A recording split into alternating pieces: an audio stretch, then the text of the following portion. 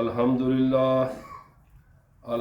لله نحمده ونستعينه ونستغفره ونؤمن به ونتوكل عليه ونعوذ بالله من شرور أنفسنا ومن سيئات أعمالنا من يهده الله فلا مضل له ومن يضلله فلا هادي له ونشهد أن لا إله إلا الله وحده لا شريك له ونشهد أن سيدنا ومولانا محمدا عبده ورسوله بالهدى ودين الحق أرسله صلى الله تعالى عليه وعلى آله وأصحابه أجمعين.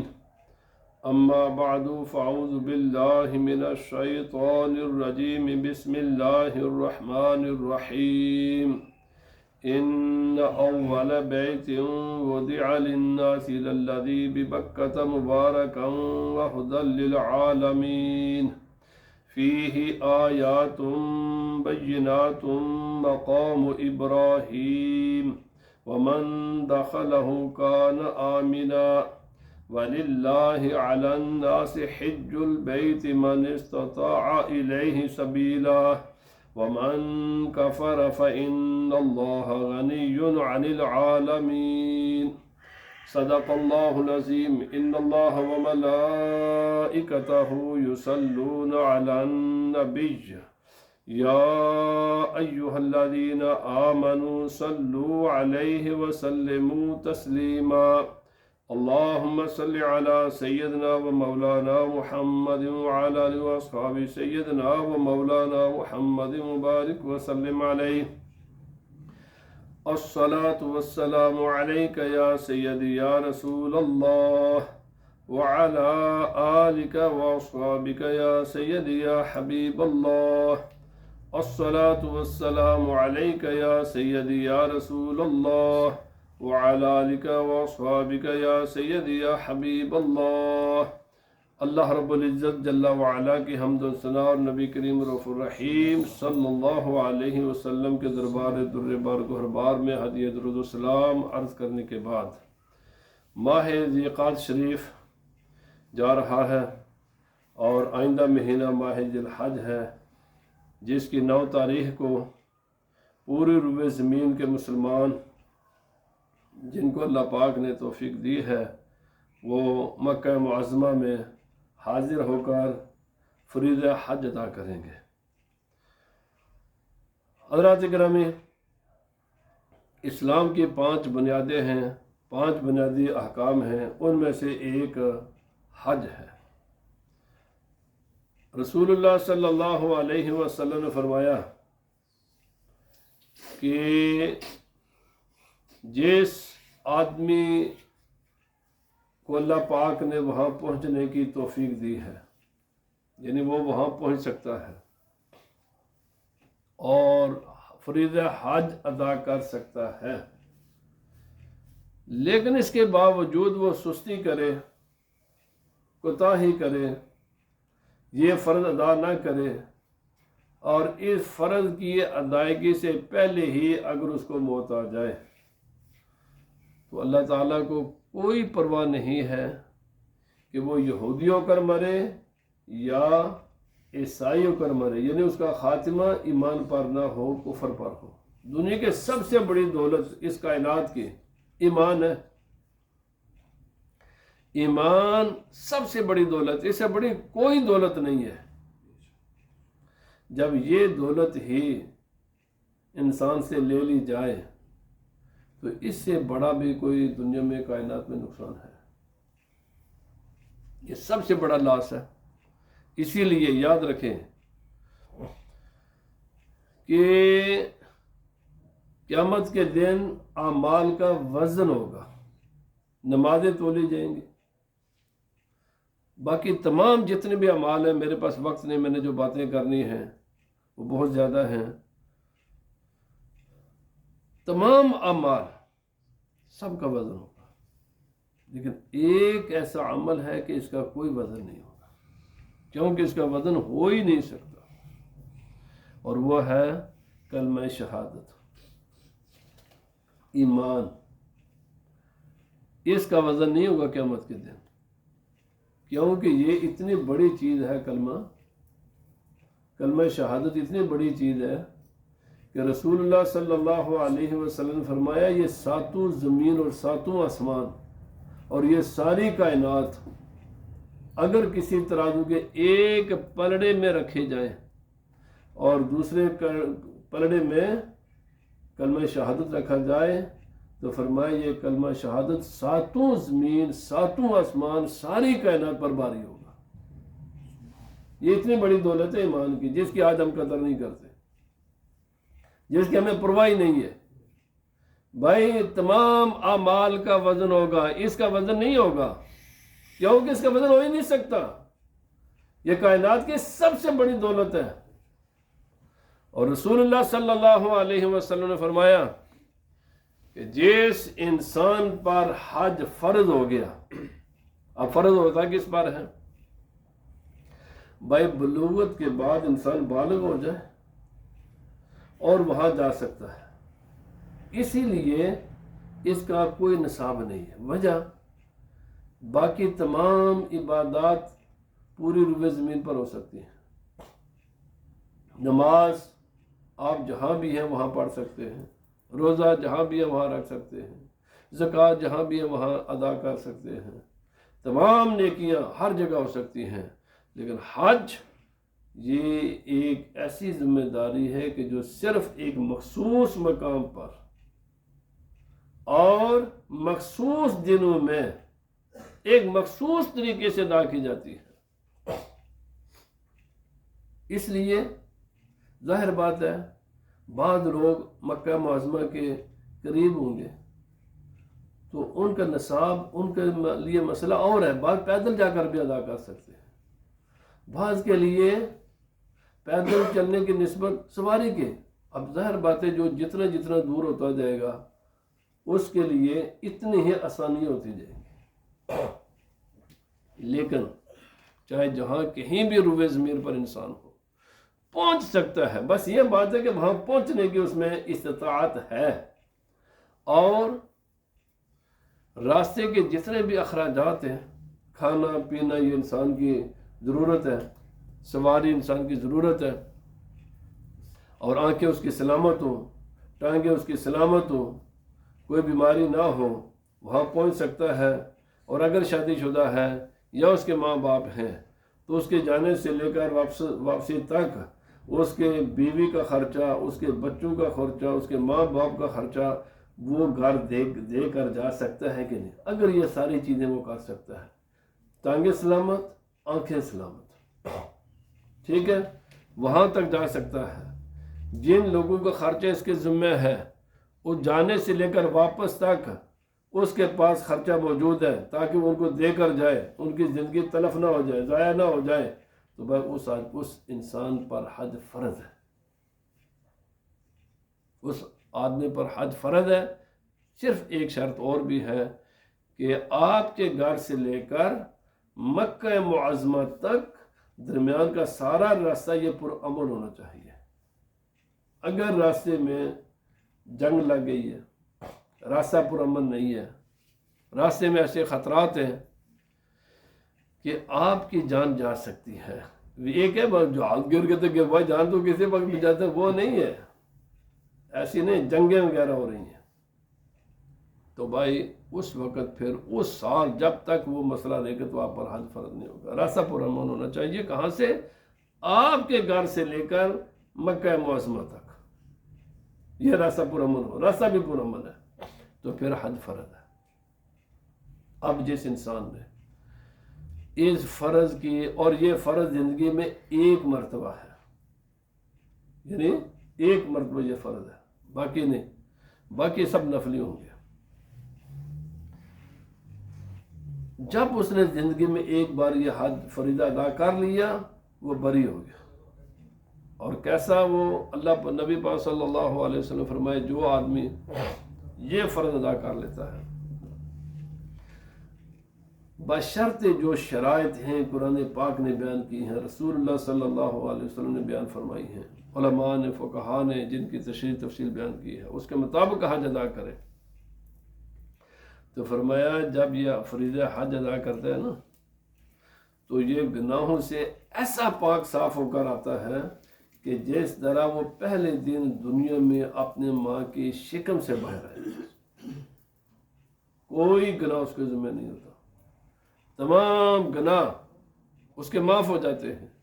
اور اگر وہ انسان چاہے وہ حقوق اللہ ہوں، پہلی بات تو یہ کہ حقوق العباد معاف کروا کر جانا چاہیے، لیکن اگر کوئی ایسی صورت بن جائے کہ حقوق اللہ کے ساتھ ساتھ حقوق العباد بھی اس نے ادا نہیں کر سکے، پھر توبہ استغفار کرتا رہے اور بالخصوص مزدلفہ میں آ کر اللہ پاک سے معافی مانگے۔ حدیث پاک میں تو بہت سے ایسے اعمال ہیں کہ جس کی وجہ سے کبھی کبھی حقوق العباد بھی معاف ہو جاتے ہیں، ان میں سے ایک حج بھی ہے۔ اس کا معنی یہ نہیں کہ آپ لوگوں کی جناب سارے حق تلفی کریں اور کہیں کہ ہم حج کر کے معاف کرو۔ بھائی یہ اس نیت کے ساتھ گناہ کرنا کہ میں بعد میں معافی ہوں گا، علماء نے اس کو کفر لکھا ہے۔ اس نیت کے ساتھ کوئی کسی کا حق نہ مارے کہ میں حج پر جا کر گناہ معاف کروا لوں گا۔ آپ کو پتہ ہے کہ آپ حج کر سکیں گے یا نہیں کر سکیں گے؟ حق اور یہ ہوتا بھی سال میں ایک ہی مرتبہ ہے۔ میں نے باتیں اور کرنی، بات ذرا ادھر چلی گئی ہے۔ فرمایا قیامت کے دن کیا ہوگا جب یہ بندے کا حق، بندے اپنا حق لینے کے لیے آ جائیں گے، اور یاد رکھیں بندے کا حق صرف بندہ ہی معاف کر سکتا ہے، بندے کا حق خدا نہیں معاف کرے گا۔ اللہ پاک ہم سب کو ہدایت عطا فرمائے۔ یہ اس بات میں سب سے زیادہ تاکید ہے اور سب سے مشکل مسئلہ ہے، آج ہم نے اسی کو سب سے آسان بنایا ہوا ہے۔ لوگ مکان کرائے پر لیتے ہیں، ان بیچاروں کو کرایہ نہیں دیتے، کوٹوں کے چکر لگواتے ہیں۔ قطعاً حرام ہے، قطعاً یہ حرام فعل ہے۔ اور اچھے خاصے نیک بندے بھی اللہ معافی فرمائے۔ بہرحال جی نبی پاک صلی اللہ علیہ وسلم فرمائے کہ اللہ پاک کیا فرق کرے گا جب اس کے اعمال کا حساب و کتاب ہوگا نا، تو وہاں ایک انتہائی اعلیٰ شان، خوبصورت، بہترین اللہ پاک اس کے سامنے ایک محل کر دے گا، عالی شان کوٹھی، اور اللہ کی نعمتیں اس کے سامنے کر دی جائے گی۔ بندہ کبھی کبھی اپنے جناب عمل دیکھے گا، میزان عمل کو دیکھے گا، اور ادھر کوئی یہ مانگنے والا، کوئی وہ مانگنے والا، کوئی وہ مانگنے والا آ جائے گا، اور ادھر یہ اللہ کی نعمت، اللہ پاک اپنی نعمت اس بندوں کو دکھا دے گا۔ تمام لوگ یہ خواہش کریں گے کہ کاش یہ نعمتیں ہمیں مل جائیں، تو اللہ پاک کیا کرے گا؟ فرمایا ہوئے صاحب کیوں نہیں دیتے؟ بار بار ادھر کیا دیکھ رہے ہو؟ یا اللہ پاک اتنا خوبصورت، یہ تیری نعمتیں، یہ کمال۔ تو فرمایا جانا چاہتے ہو؟ یا بالکل جانا۔ فرمایا جانا چاہتے ہو تو پھر اس کو معاف کرو۔ اس کا جو قیمت ہے نا، اس بندے کی معافی ہے۔ تو وہ نعمتیں دے کر بندے کا حق معاف کر دے گا۔ یہ کس کا ہوگا؟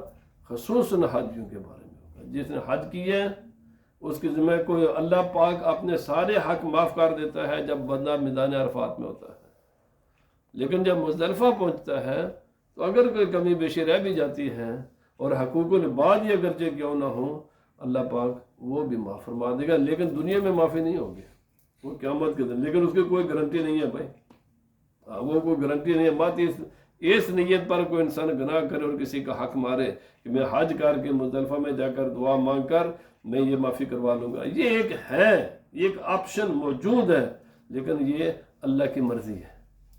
جس کو چاہے اس کو یہ آپشن دے کر اسے معافی دلوا دے گا، اور جس کو چاہے گا تو اس کو کہے کہ بھائی نہ، اس کا حق اس کو واپس کرا۔ وہاں پر دینے کے لیے انسان کے پاس سوائے اپنی نیکیوں کے کچھ بھی نہیں ہوگا۔ حضرات گرامی، آج جو میں بات کرنا چاہتا ہوں نا وہ یہ ہے، اور بڑی توجہ کے ساتھ سماعت فرمائیں۔ سوال یہ ہے، یہ اتنی بڑی زمین ہے لیکن حج صرف ایک جگہ پر ہے، یہ 365 دن ہے، حج صرف ایک دن ہوتا ہے۔ نماز آج قضا خدا نہ خاصا ہو جائے، کل کو اس کو قضا کر لیں۔ روزہ قضا جس وقت مرضی ادا کریں. تمام عبادات کی قضا اوپن، اس میں کشادگی ہے. حج اگر خدا نہ خاصہ کسی کا فاسد ہو جائے تو اس میں انتہائی تنگی ہے، انتہائی درجے کی تنگ ہے یہ مسئلہ. کیوں؟ ایک تو حج کی قضا دوبارہ اسی جگہ پر ہوگی. آج 7-8 ہزار پاؤنڈ آپ نے خرچہ ہے، خود کسی وجہ سے آپ کا حج نہیں ہو سکا تو آپ کو یہ دوبارہ سب کچھ دوبارہ کرنا پڑے گا، اور پھر صرف اسی تاریخ کو کرنا پڑے گا. کرنا بھی اسی تاریخ کو کرنا پڑے گا، پورا سال آپ کو انتظار کرنا پڑے گا. آج تو حکومت نے پالیسیاں بنا دی جناب، جب ایک آج کرے تو 5 سال کے بعد 5 سال کے اندر نہیں کر سکتے تو پھر مزید 5 سال آپ کو انتظار کرنا پڑے گا. کیونکہ حج کا مسئلہ انتہائی تنگ مسئلہ ہے. نہ یہ اس کی قضا فوراً ہوتی ہے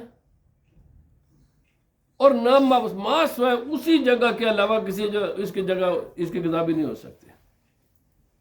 اب سوال یہ ہے کہ اللہ تعالیٰ نے دن بھی ایک رکھا ہوا ہے اس کام کے لیے، اونلی 1 ڈے، اور جگہ بھی ایک ہی رکھی ہوئی ہے.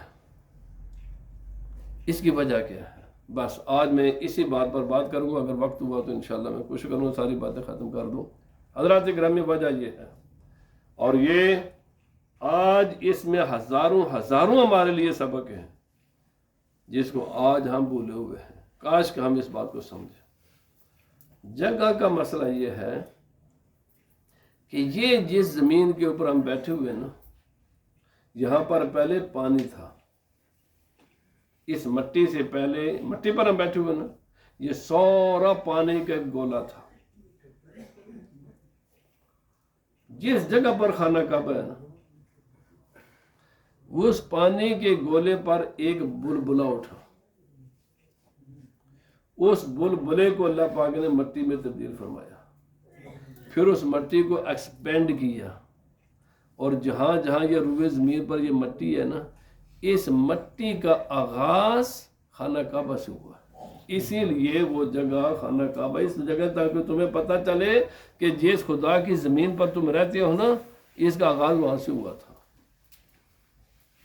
یہ تمہاری ابتدا ہے. اب دوسری بات، یہ تو ہوئی زمین کا مسئلہ، کیونکہ خانہ کعبہ آخر یہ ساری روئے زمین پر جہاں چاہتا وہ خدا تعالیٰ کسی بھی جگہ پر اپنا گھر بنا دیتا، لوگوں کو کہہ دیتا جناب یاد کرو. اور بھائی اس کی حکمت ہے. حکمت یہ ہے کہ زمین بننی وہاں سے شروع ہوئی تھی. دوسری بات، ہم انسان، پہلے انسان حضرت آدم علیہ السلام. آدم علیہ السلام کو خدا تعالیٰ نے بنایا مٹی سے. ان کی مٹی لی گئی میدان منا سے. آدم علیہ السلام کی مٹی کہاں سے اٹھائی گئی تھی؟ منا سے. اسی لیے حضرت آدم علیہ السلام کہاں آج دفن ہے؟ منا میں ہے، مسجد خیف میں. اسی لیے وہاں پر جو بھی جائے منا میں مسجد خیف کی زیارت کرنی چاہیے.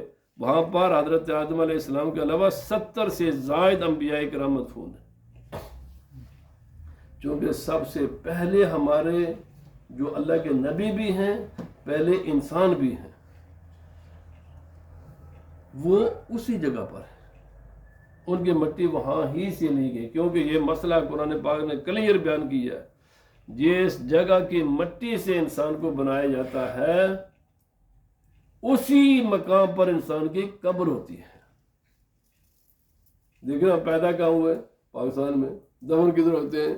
یہاں پر آ کر. بے شمار ہزاروں لاکھوں لوگ ہیں جو یہاں دفن ہیں، وہ بنے اسی مٹی کے تھے. انسان جہاں اس کی قبر ہوتی ہے، اس کو اسی جگہ سے بنایا جاتا ہے. حضرت آدم علیہ السلام کو کہاں سے بنایا گیا؟ وہاں سے. اور پھر آدم علیہ السلام میں رکھی گئی روحیں، ہم سب کی روح ان کے پشت میں تھی. یہ کس جگہ تھیں؟ جب یہ اللہ پاک نے فرمایا الست بربکم قالوا بلا، سب سے پہلے ہم سے عہد لیا گیا، بھائی میں تمہارا رب ہوں. صاحب نے کہا ہاں. یہ بھی اسی جگہ جمع ہوئی تھی، میدان عرفات کے قریب، جہاں آج کل ام القریٰ یونیورسٹی ہے. اس کا نام تھا وادی نعمان. یہ تمام روحیں اس جگہ پر تھی اور وہاں سے اٹھا کر حضرت آدم علیہ السلام کی پشت میں رکھی گئی ہم سب کی. یہ حج کیوں ہے وہ اس جگہ پر؟ یہ میں نے پہلے مسئلہ بتایا ہوا ہے. گزشتہ سال میں نے جو گزشتہ سال باتیں بتائی شاید وہ میں آج چھوڑوں، چونکہ آلریڈی میں بتا چکا ہوں. اگر ہوا تو شاید ضروری باتیں میں عرض کروں گا. چونکہ ہماری روح کا تعلق بھی وہاں ہے، ہمارے جسم کا تعلق بھی اسی جگہ پر ہے، آغاز بھی وہاں سے ہوا ہے. اللہ کے پہلے نبی بھی وہاں ہے، زمین کا آغاز بھی اسی جگہ سے ہوا ہے. اب انسانیت کا سلسلہ چلتا رہا، آدم علیہ السلام سے شروع ہوا اور نبوت کا سلسلہ نبی پاک صلی اللہ علیہ وسلم پر ختم ہوا. اللہ کے نبی بھی وہاں پیدا ہوئے. ہاں وہاں دفن نہیں، وہ اس کی حکمت ہیں، پیدا اسی جگہ پر ہوئے. جس جگہ پر آغاز، یاد رکھیں میں آپ کو بات کروں، ہر چیز اپنے اصل پر کی طرف واپس چلی جاتی ہے. ہر چیز اپنے اصل کی طرف واپس جاتی ہے. ہم زمین میں بوتے ہیں دانا، اسے بنتی ہے ایک کمپل، بنتی درخت یا جو بھی بن، لیکن وہی دانا جو ہم زمین میں بوتے ہیں نا، اینڈ پر بھی وہ دانا آ جاتا ہے. ہوتا ہے نا ایسے ہر چیز کا، جہاں سے کسی چیز کا آغاز وہاں ہی پر کسی چیز کا اختتام ہوتا ہے. نبوت کا آغاز بھی وہاں سے ہوا اور نبوت کا خاتم النبیین صلی اللہ علیہ وسلم بھی وہاں ہی آئے. حج اس لیے ہے کہ انسان کے جسم کی ابتدا بھی وہاں ہے، اور میں اپنے ہمارے جسم کی میں ابھی عرض کرتا ہوں، ہمارے روح کی ابتدا بھی وہاں سے ہوئی ہے اور نبوت کی ابتدا بھی وہاں سے ہے.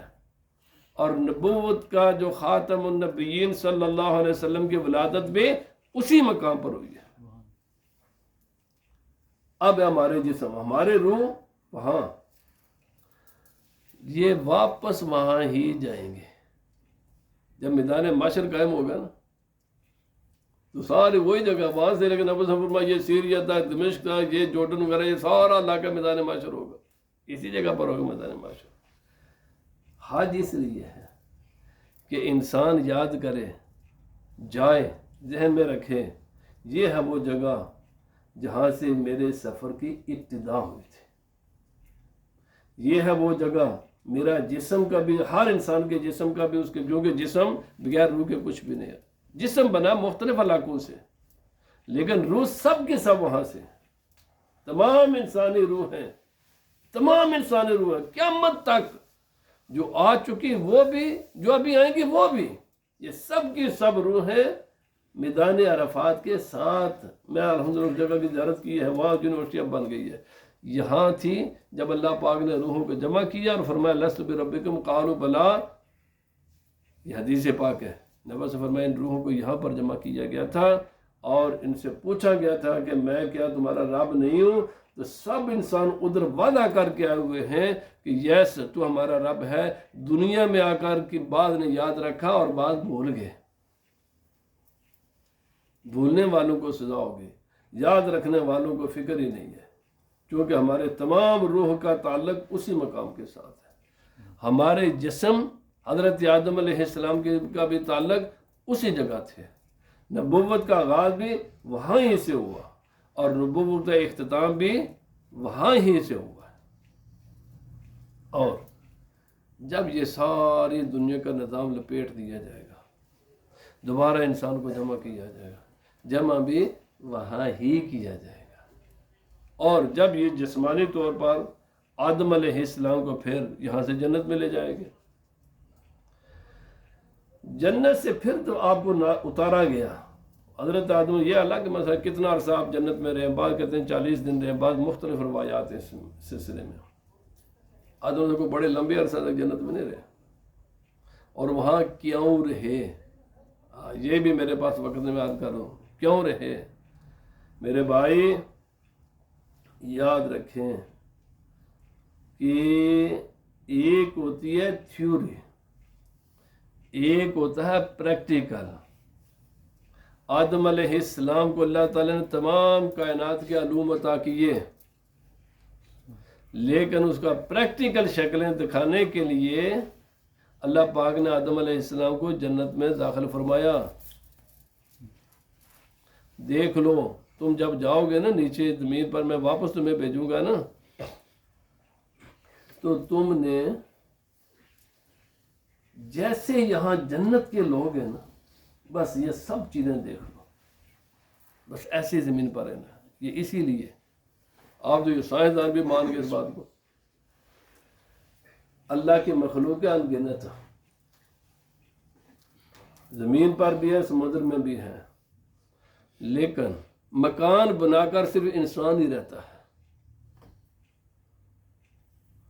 یہ مکان کیوں انسان بناتے ہیں؟ اس لیے کہ یہ مکان اللہ پاک نے آدم علیہ السلام کو دکھائے تھے، جب زمین پر جانا نا ایسے مکان بنا لینا.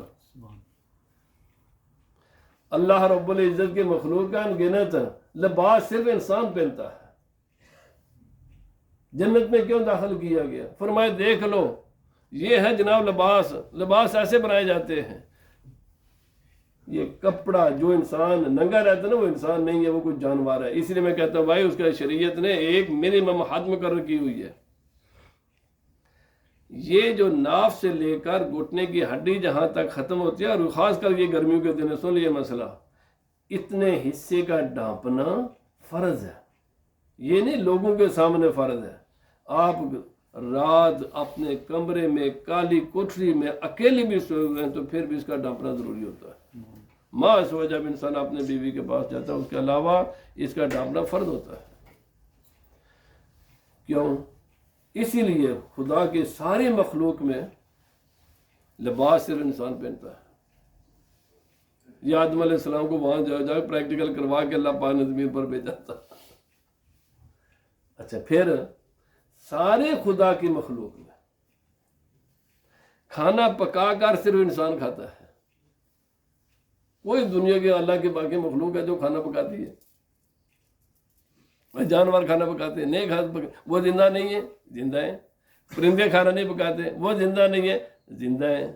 سمندر کی مچھلیاں اور ہزاروں قسم کی مخلوقیں، کھانا صرف انسان پکا کر کھاتا ہے. ماں سوائے انسان کے کوئی بھی. اسی لیے یہ مسئلہ بھی یہاں سن لیں، یہ جو ہم کہتے ہیں گوشت حلال، اس کا مطلب بھی یاد ہونا چاہیے. مطلب کیا ہے اس کا؟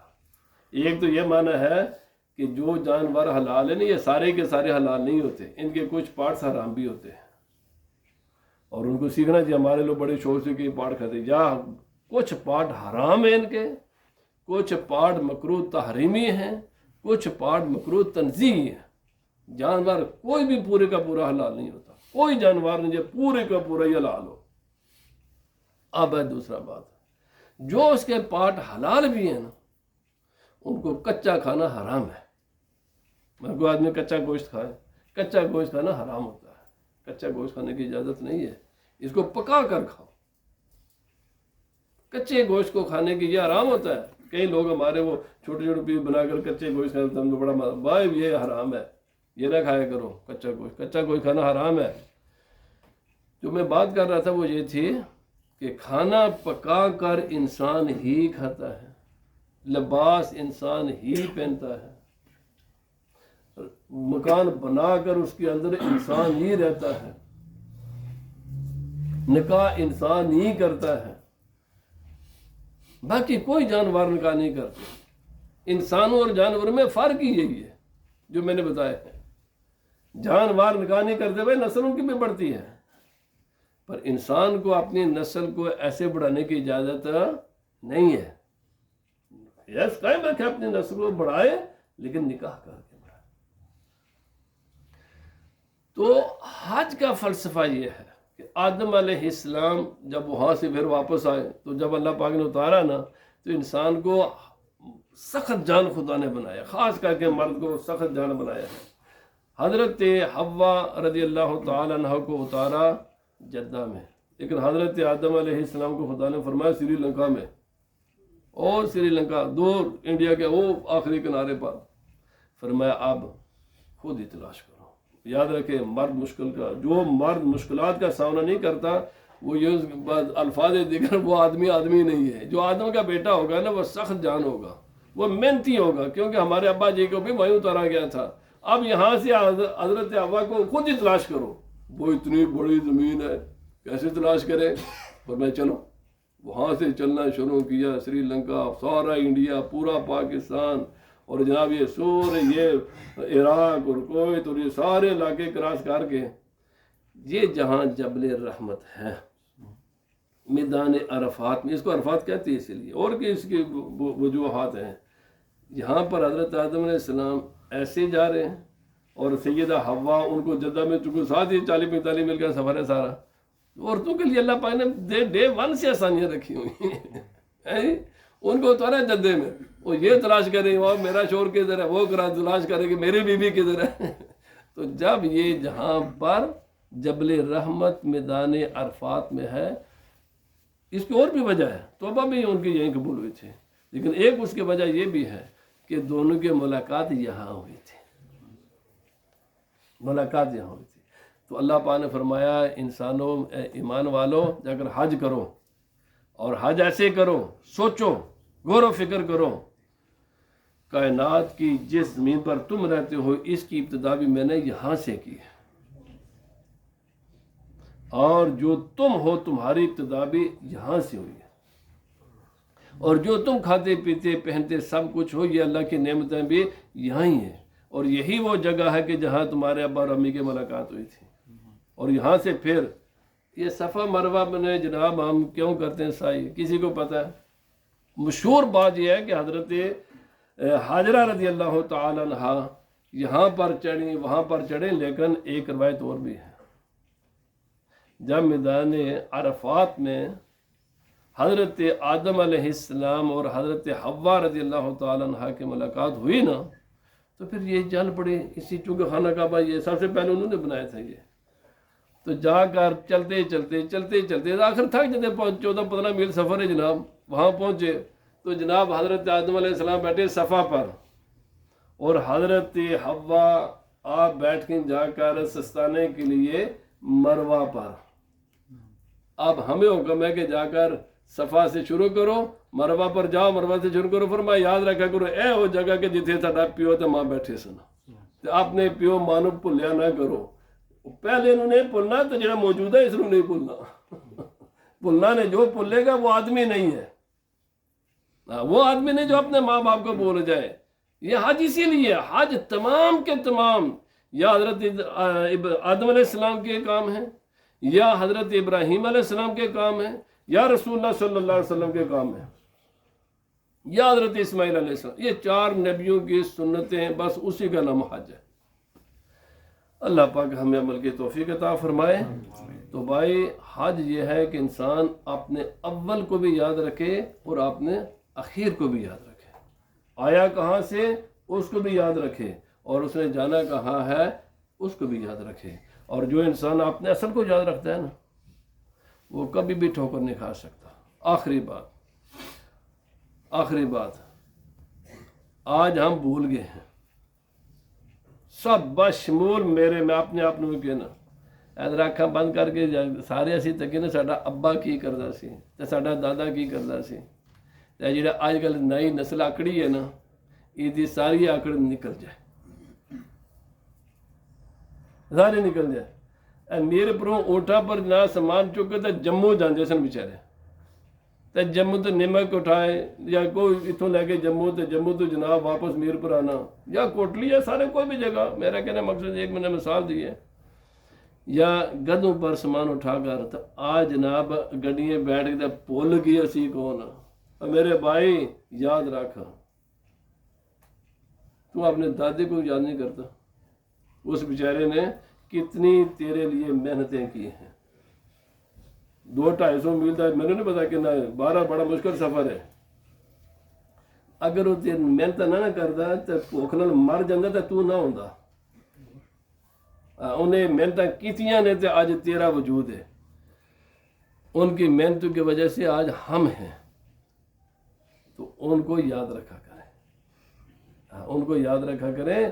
یہاں کے لوگ کوئی بھی ہے، کسی بھی شہر کا رہنے والا ہے، میں نے یہ مثال دی ہے، کسی بھی شہر کا رہنے والا ہے، کوئی لاہور کا ہے، کوئی کراچی کا ہے، کوئی کہیں کا ہے، کبھی آپ نے پوچھا میرا ابا کیا کام کرتا تھا، میرا دادا کیا کام کرتا تھا، انہوں نے کتنی محنتیں کی ہیں؟ میرے بھائی انہوں نے محنتیں کی ہیں تو آج ہمارا وجود ہے. اگر وہ محنتیں نہ کرتے آج ہمارا وجود بھی نہ ہوتا. تو بھائی انہوں کہتے ہیں پچ کے رہو، انہوں پنجابی کہتے ہیں پچ کے رہو، کھاؤ پیو پر اللہ کا شکر ادا کرو. جو کہ ہمارے نوجوان نسل بار کرتی ہے نا، اس کو یاد رکھنا چاہیے کہ ہماری اصل کیا ہے. اس کو اتنا بھی جنہیں پھندڑنا نہیں چاہیے. پنجابی کہتے ہیں پھندڑ گیا، یہ کہتے ہیں پھندڑ گیا، بھول گیا بندہ، پتہ ہی نہیں میں کون ہے، کتوں آیا کتوں نہیں آیا. اس لیے اللہ کی نعمت کی ناشکری نہیں کرنی چاہیے، اللہ کی نعمتوں کا شکر ادا کرنا چاہیے. اللہ پاک مجھے بھی آپ کو بھی عمل کی توفیق عطا فرمائے. وما علینا الا البلاغ.